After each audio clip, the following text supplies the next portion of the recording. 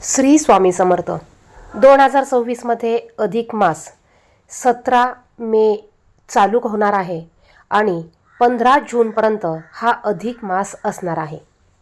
अधिक मासालाच धोंड्याचा महिना म्हणून देखील ओळखलं जातं. 3 वर्षातून एकदा हा अधिक मास येत असतो आणि म्हणूनच या अधिक मास या महिन्याला अतिशय महत्त्व प्राप्त झाले आहे. अधिक मासामध्ये भगवान श्रीहरी विष्णू यांची पूजा, सेवा, उपासना करण्याला अधिक महत्त्व आहे आणि याच महिन्यात आपण आपल्या जावयाचा देखील मानपान करत असतो. अधिक महिन्यात जावयाचा मानपान करावाच का? अधिक महिन्यात जावयाला घरी बोलवावंच का? अधिक महिन्यात जावयाला इतक्या महाग वस्तू दिल्या पाहिजेच का? त्याचप्रमाणे या महिन्यात धोंडे देखील बनवले जातात आणि त्याचप्रमाणे अधिक मासात आपण काय करावे आणि काय करू नये याच विषयीची थोडक्यात माहिती आपण या व्हिडिओमध्ये पाहणार आहोत. जावयाचा मानपान कसा करावा, धोंडे कसे बनवायचे, बघा. ही माहिती बघण्यासाठी व्हिडिओ कुठेही स्किप करू नका, संपूर्ण बघा. चॅनेलवर नवीन असाल तर असेच माहितीपूर्ण व्हिडिओ बघण्यासाठी चॅनेलला सबस्क्राईब करा. अधिक मासाला पुरुषोत्तम मास, मलमास म्हणून देखील ओळखलं जातं.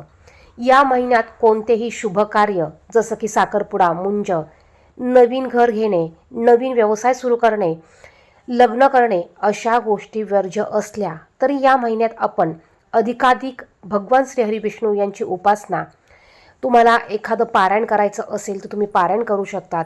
तुम्ही जास्तीत जास्त या महिन्यात देवधर्म, घरात एखाद्या ग्रंथाचं पाठ, पारायण, त्याचप्रमाणे अधिक मासात देखील काही महात्म्य, काही अध्याय वाचले जातात. तुम्ही त्याचं पाठ करू शकतात. गीतेचा पाठ तुम्ही करू शकतात.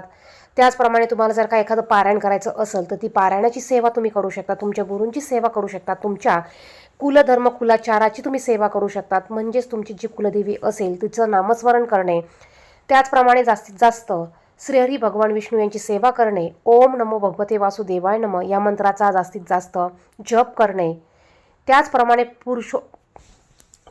पुरुषोक्त या स्तोत्राचं पठण करणे आणि भगवान श्रीहरी विष्णू यांचं विष्णू सहस्रनाम स्तोत्र याचं पठण करणे किंवा ते यूट्यूबला लावून ऐकणे, या गोष्टी जास्तीत जास्त केल्या जातात.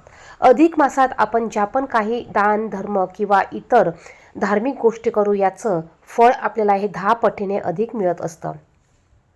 बघा, या महिन्यात, अधिक महिन्यात आपण जावयाला भगवान श्रीहरी विष्णू म्हणजेच नारायणाचं रूप म्हणून त्यांचा मानपान आपण करत असतो.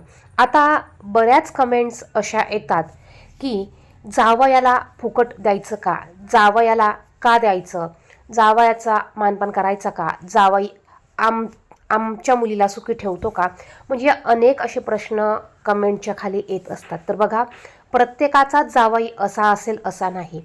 आता ही प्रथा परंपरेनुसार पहिल्यापासून चालत आलेली प्रथा आहे आणि आपण आपल्या जावयाला नारायणाचं रूप मानून, नारायण समान मानून आपण त्यांचा आदर तिथ्य करायचा असतो. जर का आपण अधिक मासामध्ये आपल्या जावयाचा मान सन्मान केला, त्यांना घरी बोलावून त्यांचा पाहुणचार केला, त्यांच्या आवडीच्या वस्तू त्यांना दिल्या, तर त्या भगवान श्रीहरी विष्णू यांच्यापर्यंत पोहोचत असतात.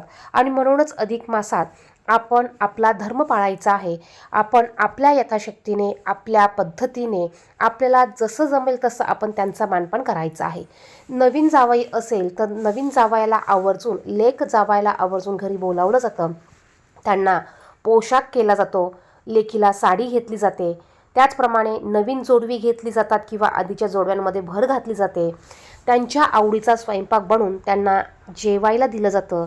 त्याचप्रमाणे आवड असेल तर बघा, पहिले सोन्याची अंगठी, लेक सासरी आल्यानंतर जावयाला सोन्याची अंगठी केली जायची. आता ते करणं शक्य नसलं तरी तुम्ही तुमच्या यथाशक्तीने, तुमच्या पद्धतीने तुम्ही त्यांचा मान सन्मान करू शकतात. त्यांना जावयाला एक तांब्याचं ताट, ताम्हण, त्याचप्रमाणे पहिले चांदीची निरंजन दिली जायची. या ताटामध्ये 33 अनारसे टाकून 33च्या पटीने, 33च्या संख्येने वस्तू दिल्या जायच्या.